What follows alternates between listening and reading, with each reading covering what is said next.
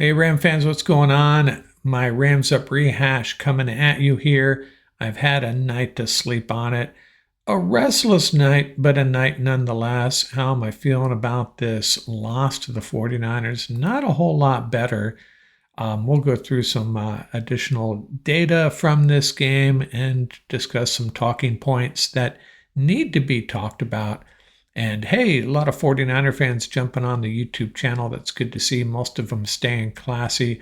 But I did wear my Rams Super Bowl commemorative shirt here today. For those of you who are getting a little salty, just a little reminder. We do have a couple of Super Bowl victories in our recent history and, another appearance or two as well. So there is that. Sorry, just had to say it. But a lot of 49er fans being classy and showing respect to this team. And, well deserved. This is a great game. We were entertained. It just did not have the result we wanted. So, what is the first thing we want to talk about here? I'm going to throw some shade. We got to throw some shade here. What is the problem with this team right now? What if we're going to cast some blame for this loss? Who should we look at? Well, the special teams blocking continues to be a problem.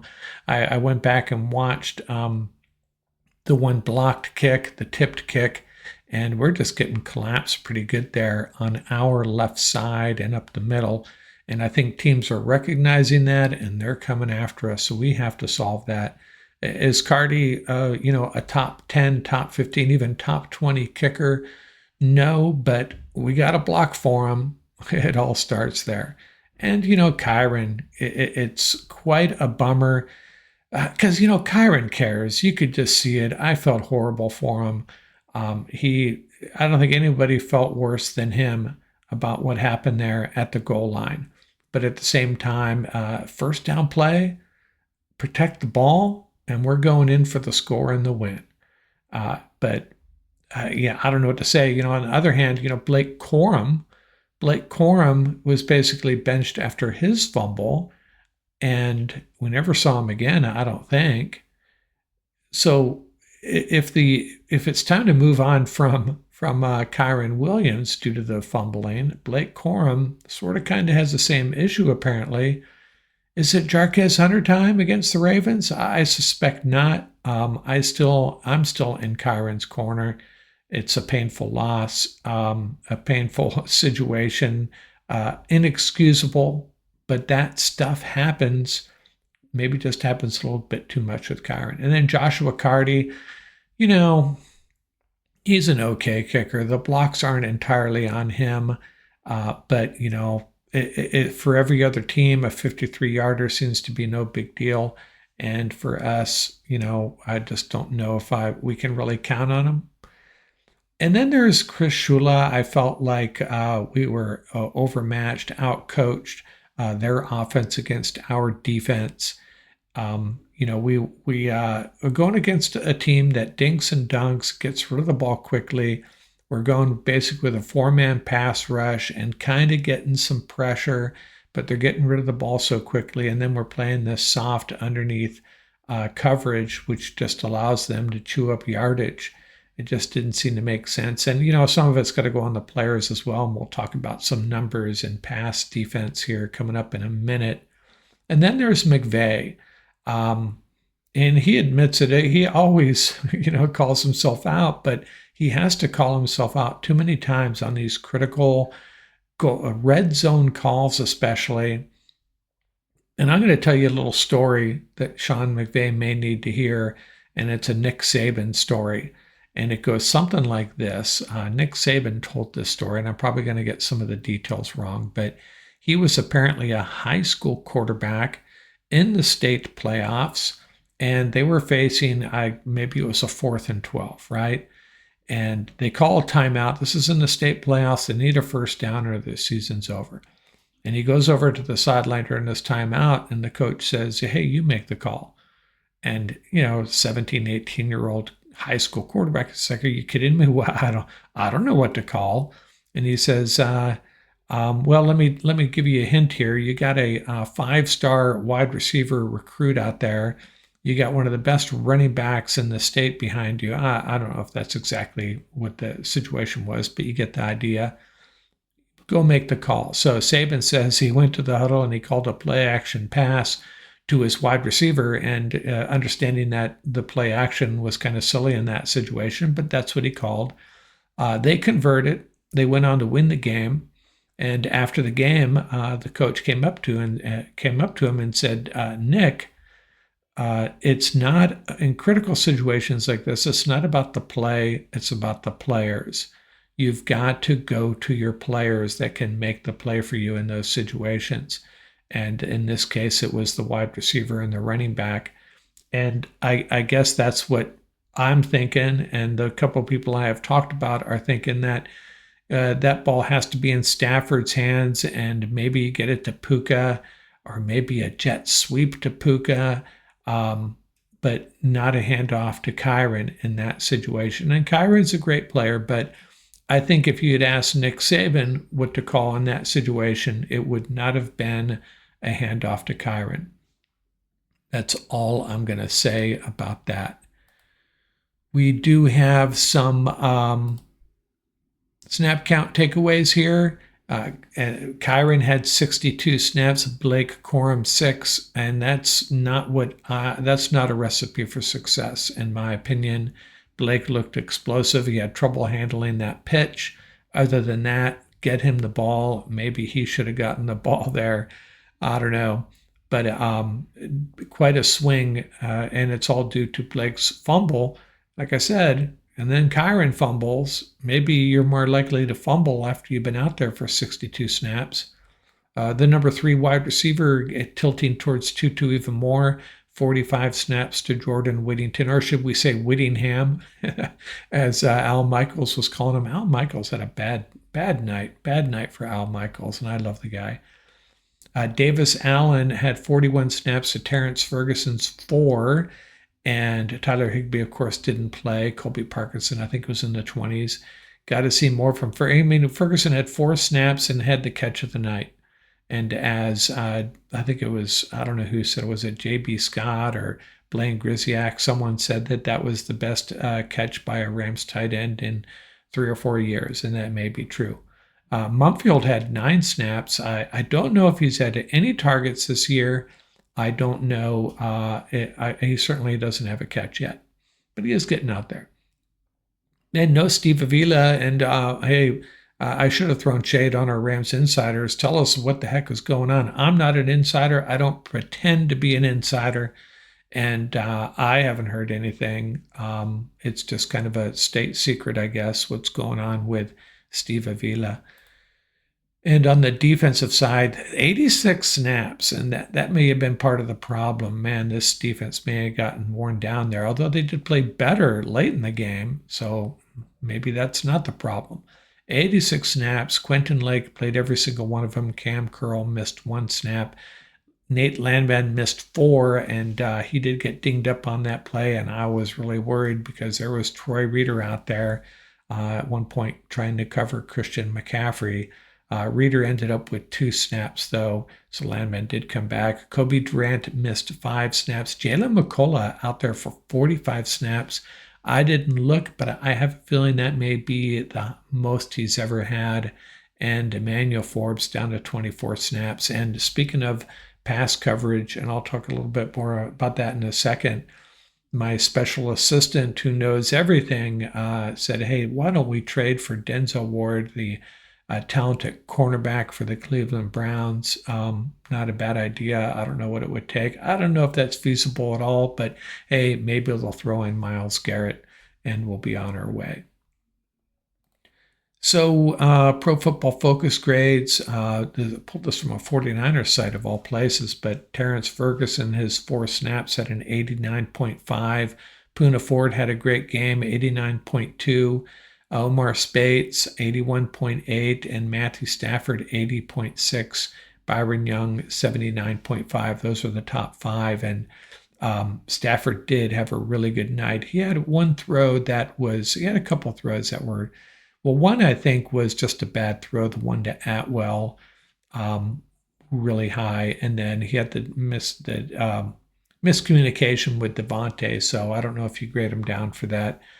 Which one do you grade down? At least he didn't throw an interception there, because that's very often the result in those situations. On pass defense, and this is from JB Scott of Turf Show Times. Really good stuff there. Check out their website. And so this is pulled totally from JB Scott's calculation. So shout out to him. And this is where we had problems with the pass defense. Nate Landman gave up 7 catches on 11 targets for 89 yards. But there was some discussion there because JB is saying that 88 of those came after the catch. And Nate did have 2 pass breakups. So 88 yards after the catch. Try to understand what that means. Quentin Lake gave up 7 catches on 8 targets for 80 yards and allowed a TD. Kobe Durant gave up 6 catches on 10 targets for 70 yards, and Cam Curl 4 catches on 5 targets for 37 yards. So none of those numbers jump out at me as, wow, they played really well. And it could have been by design, cover and tackle type of situation. But I just feel like if you know the quarterback's going to be getting rid of the ball quickly, your pass rush is going to be able to get there. If he doesn't get rid of the ball quickly, don't play soft. That would be my approach. I'm no football coach, but I think that's a consensus among Ram fans that I have talked to. Chris Shula's approach in this game may be a little bit off. And so let's look at the next 5 weeks. Our next game against the 1-3 Ravens, currently 1-3. And my special assistant also reached out to me and said, the Ravens come in right now are really banged up. They just got a ton of guys dealing with injuries. And if I run down here, they got 5 Pro Bowl players from last year and a 10-sack linebacker that are not practicing, did not practice today. That includes the great safety Kyle Hamilton, linebacker Roquan Smith, cornerback Marlon Humphrey, cornerback Chidobe Awuzie, fullback Patrick Ricard, and the 10-sack linebacker Odafe Owe. So Lamar Jackson also not practicing. But I don't think we should get too caught up in how banged up another team is. Let's just pretend they're coming in 110%, shall we? Not going to get too excited about how banged up the Ravens are. Then we get the Jags in London, the bye week, and then we host the 0-4 Saints, and then we get another shot at the 49ers. The 49ers, by the way, after this game, they play at Tampa Bay, and then they get the Falcons at home, and then hit the road against the Texans and Giants. So not basically a murderer's row there for the 49ers. The Seahawks, meanwhile, get the Bucks. Then they also play at Jacksonville. They host the Texans, at the Commanders, and then the Cardinals. So I can see the Seahawks suffering a couple losses there, and we'll still have 2 games left with them. Couldn't fit the Cardinals in here. Cardinals 2-2, and maybe they'll have to be reckoned with eventually as well. But just trying to get a snapshot of where the NFC West division is right now. And by the way, kind of off topic here, but the Rams have. Let me find this stat here for you. The Rams opponents are 10 for 11 on 4th down against us, and the one failure was a 4th and 7 the Eagles tried. So our 4th down defense is another area we need to improve, apparently. Nothing to do with the next 5 weeks, but I did want to mention that. And hey, by the way, we have partnered up with MyBookie. Their website is mybookie.website/joinwithRamsUp. Use promo code RAMSUP. Use our code, and up to $500 for new users is fully covered. Make sure you use that promo code RAMSUP. And, I did okay last week. I had the under on the Rams-Colts game, and I had the Giants +6. This week, there are a few games that I'm really interested in, and We'll get into my Rams Up Straight Up picks here in a second. But hey, give this site a shot. Give my bookie a shot. Pretty enticing deal here. Don't want you to get out of control on your gambling for sure, and I don't want you taking my advice. But if you are going to make a bet, or if you are so inclined, hey, hear what I have to say about the games I like and do the opposite. Go to my bookie and make a bet or two. $500, up to $500 fully covered for new users. Now, let's get to my Rams Up Straight Up picks and see if I have any suggestions for you. Right now, straight up against Pete, he's still got that 2-game edge on me. We both missed out on we both selected the Rams, so we'll go one down there. Now, Pete will tell you he's 49, 13-1. We both picked the Packers in that overtime tie, and I'm calling, just for simplicity, taking that as a loss because I picked a winner just like Survivor, as did Pete. So he's got the 2-game edge on me, and I've beaten him, I think, the last 2 or 3 years. So I'm disappointed in my performance here so far. But this week, if you're watching on the YouTube channel, you see my picks and you see the 2 games we disagree on, Pete and I. I'm taking the Browns at home over the Vikings, and I am taking the Panthers on the road over the Dolphins, and he's going the other way in both those games. Other games of interest. Texans, Ravens. We're both taking the Texans, and that's one that could go south on us. The Colts should take care of the Raiders. Saints at home, a tough out, and they will beat the Giants. That should be a fun game, though. Cowboys at home over the Jets. The Eagles at home over the Broncos. The Cardinals at home over the Titans. And we're both taking the Bucs to go into Seattle and get the win. The feline fiasco, Lions at Bengals, we're both taking the Lions. We see the Chargers holding serve against the Commanders at SoFi. The Bills should handle the Patriots. And Monday night, Pete agreed with me, surprisingly. I thought I was going against the grain. I think I'm a little bit. Jags over the Chiefs. So those are my Rams Up Straight Up picks, and how we differ there. And what are the games that I like here? I like the what were the games I like? I had them written down here, and now I can't find them. Here it is. I got the Browns plus 3.5. Here it is. I got the Browns plus 3.5 over the Vikings. I'm picking them to win, so maybe the money line is the correct move there for myself. The Panthers, the money line on the Panthers over the Dolphins, kind of the same deal there. Dolphins are favored, but I'll take the money line with the Panthers. That could be a nice little payoff. And the Bucs plus 3.5. They're plus 3.5 against the Seahawks.